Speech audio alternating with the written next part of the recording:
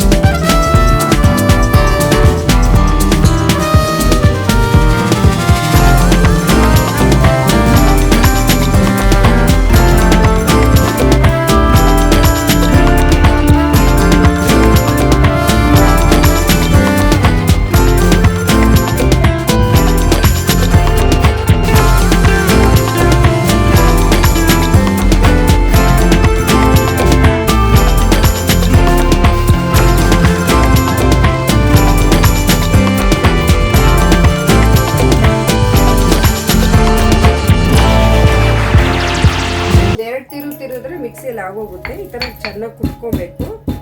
ಸಾರಿ, ನಾನು ಇದರಲ್ಲಿ ನಿಮಗೆ ಬೆಳ್ಳುಳ್ಳಿ ಹಾಕೋದನ್ನ ತೋರಿಸೋದು ಮರ್ತೋಗಿದ್ದೆ. ಸಾರಿ. ನೋಡಿ, ಇಷ್ಟು ಬೆಳ್ಳುಳ್ಳಿ ಹಾಕ್ಕೊಬೇಕು. ಇಷ್ಟು ಬೆಳ್ಳುಳ್ಳಿ ಜೀರಿಗೆ ಮೆಣಸು ಜೊತೆಯಲ್ಲಿ ನಾವು ಕುಟ್ಕೊಳ್ಳೋಣ ಈ ಥರ ಕ್ಲೀನಾಗಿ.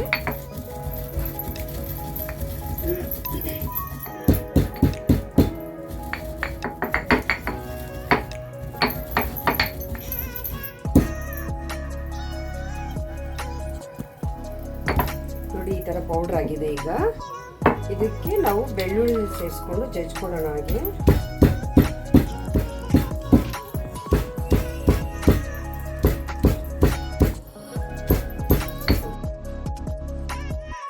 ಕ್ಲೀನಾಗಿ ನಮಗೆ ಇದಾಗುತ್ತೆ.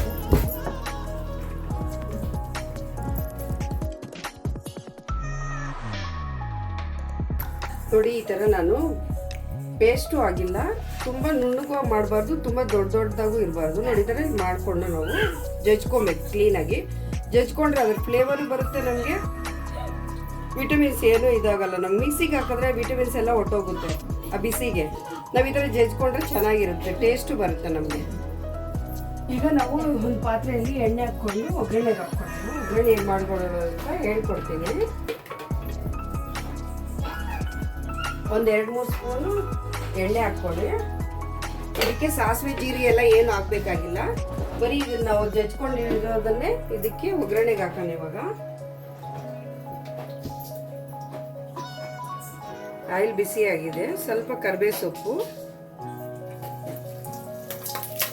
ಮತ್ತೆ ಕುಟ್ಕೊಂಡಿರೋಂಥ ಜೀರಿಗೆ, ಮೆಣಸು ಮತ್ತೆ ಬೆಳ್ಳುಳ್ಳಿ. ಇದು ಹೈ ಫ್ಲೇಮಲ್ಲಿ ಇಟ್ಬೇಡಿ, ಅದು ಸೀದೋಗ್ಬಿಡುತ್ತೆ. ಸೀದ್ರೆ ಚೆನ್ನಾಗಿರಲ್ಲ ಟೇಸ್ಟು.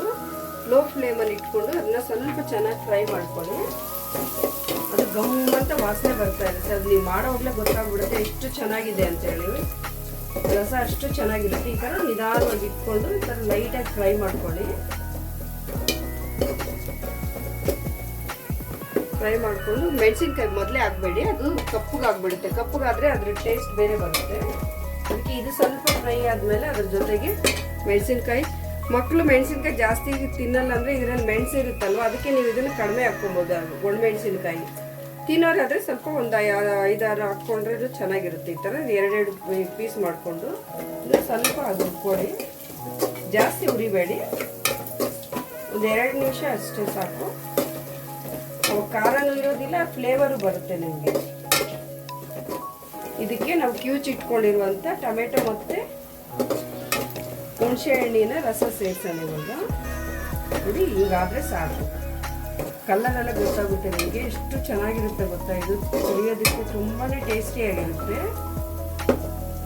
ನೋಡಿ ಮೆಣಸಿನ್ಕಾಯಿ ಕೂಡ ಕಪ್ಪಗಾಗಬಾರ್ದು, ಈ ಥರ ಕೆಂಪಿಗಿರಬೇಕು. ಸ್ವಲ್ಪ ಅದು ಎಣ್ಣೆಲಿ ಫ್ರೈ ಆಗಬೇಕು ಅಷ್ಟೇ ನಮಗೆ. ಈಗ ಆಗಿದೆ ನಮಗೆ. ನೋಡಿ ಇದನ್ನು ನಾವು ಅದಕ್ಕೆ ಸೇರಿಸ್ಕೊಳ್ಳೋಣ. ಈಗ ತೋರಿಸ್ತೀನಿ ನಿಮಗೆ ಕೆಳಗಡೆ ಬೀಜ ಎಲ್ಲ ಯಾವ ಥರ ಇರುತ್ತೆ ಅಂತೇಳಿ. ಬೀಜ ಎಲ್ಲ ಕೆಳಗಡೆ ಇದ್ದೋಗುತ್ತೆ. ನಿಧಾನವಾಗಿ ಉಯ್ಕೊಬೇಕು, ಜೋರಾಗಿ ಉಯ್ದ್ರೆ ಅದೆಲ್ಲ ಬಂದ್ಬಿಡುತ್ತೆ ಬೀಜ ಎಲ್ಲ. ನಾವು ಬೀಜ ಎಲ್ಲ ಹಾಕ್ಬಾರ್ದು.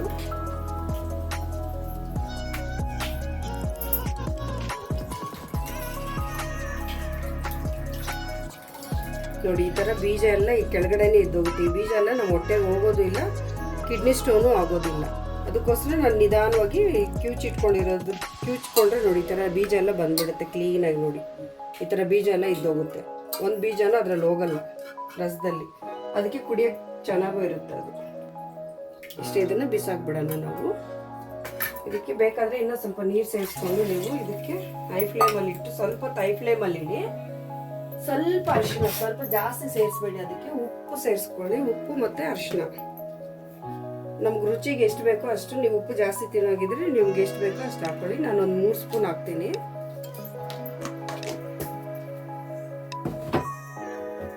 ಅರಿಶಿನ ಜಾಸ್ತಿ ಸೇರಿಸಲ್ಲ ನಾನು ಇದಕ್ಕೆ, ಯಾಕಂದರೆ ಒಂಥರ ಕಲರ್ ಚೇಂಜ್ ಆಗಿಬಿಡುತ್ತೆ. ಸ್ವಲ್ಪ ಒಂದಿಷ್ಟೇ, ಒಂದು ಚಿಟಿಕೆಯಷ್ಟು ಸೇರಿಸ್ತೀನಿ ನಾನು. ಸ್ವಲ್ಪ ಇದನ್ನು ನೀರಾಗಿ ಮಾಡ್ಕೊಂಡ್ರೆ ಚೆನ್ನಾಗಿರುತ್ತೆ, ಕುಡಿಯೋಕ್ಕೆಲ್ಲ ಟೇಸ್ಟ್ ಬರುತ್ತೆ ನಮಗೆ. ಇನ್ನು ಸ್ವಲ್ಪ ನೀರು ಸೇರಿಸ್ಕೊಳ್ಳೋಣ ಇದಕ್ಕೆ.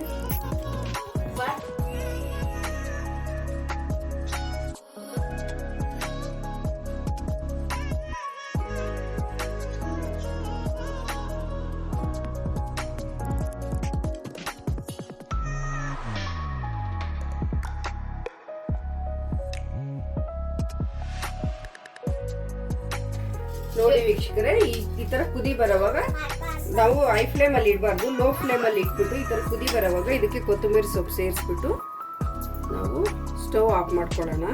ಜಾಸ್ತಿ ಕುದಿಸ್ಬೇಡಿ, ಅದು ಟೇಸ್ಟ್ ಹೊಟ್ಟೋಗುತ್ತೆ. ಈ ತರ ಕೊತ್ತಂಬರಿ ಸೊಪ್ಪು ಸೇರಿಸಿದ್ರೆ ನೋಡಿ ಈ ತರ ಬರುತ್ತೆ ನಮ್ಮ ರಸ. ಎಷ್ಟು ಖಾರ ಇರಲ್ಲ, ಮಕ್ಳಿಗೂ ಕುಡಿಸ್ಬೋದು, ಇದನ್ನ ನಾವು ಕುಡಿಬೋದು ಆರಾಮಾಗಿ. ನೋಡಿ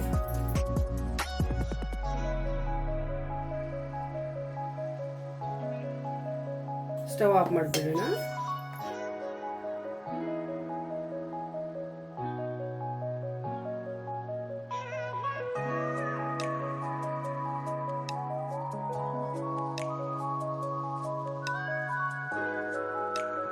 ವೀಕ್ಷಕರೇ, ನಾವೀಗ ಸರ್ವಿಂಗ್ ಬೌಲ್ಗೆ ತಗೊಳ್ಳೋಣ.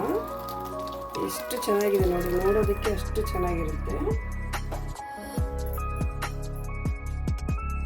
ರುಚಿ ರುಚಿಯಾದ ಜೀರಿಗೆ, ಮೆಣಸು, ಬೆಳ್ಳುಳ್ಳಿ, ಹುಣಸೆಹಣ್ಣು ಮತ್ತು ರೆಡಿಯಾಗಿದೆ. ಬಿಸಿ ಬಿಸಿಯಾಗಿ ನೋಡಿ.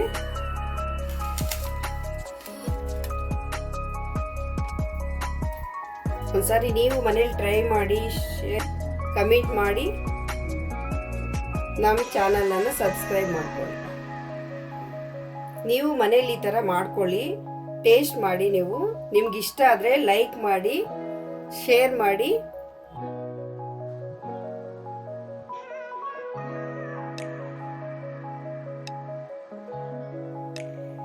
ನೀವು ಒಂದ್ಸರಿ ಮನೇಲಿ ಈ ಥರ ಟ್ರೈ ಮಾಡಿ. ನಿಮಗೆ ಲೈಕ್ ಆದರೆ ಲೈಕ್ ಮಾಡಿ, ಕಮೆಂಟ್ಸ್ ಕೊಡಿ, ಶೇರ್ ಮಾಡಿ. ನಮ್ಮ ಚಾನಲನ್ನು ಮರಿದಿರಾ ಸಬ್ಸ್ಕ್ರೈಬ್ ಮಾಡ್ಕೊಳ್ಳಿ. Thank you so much.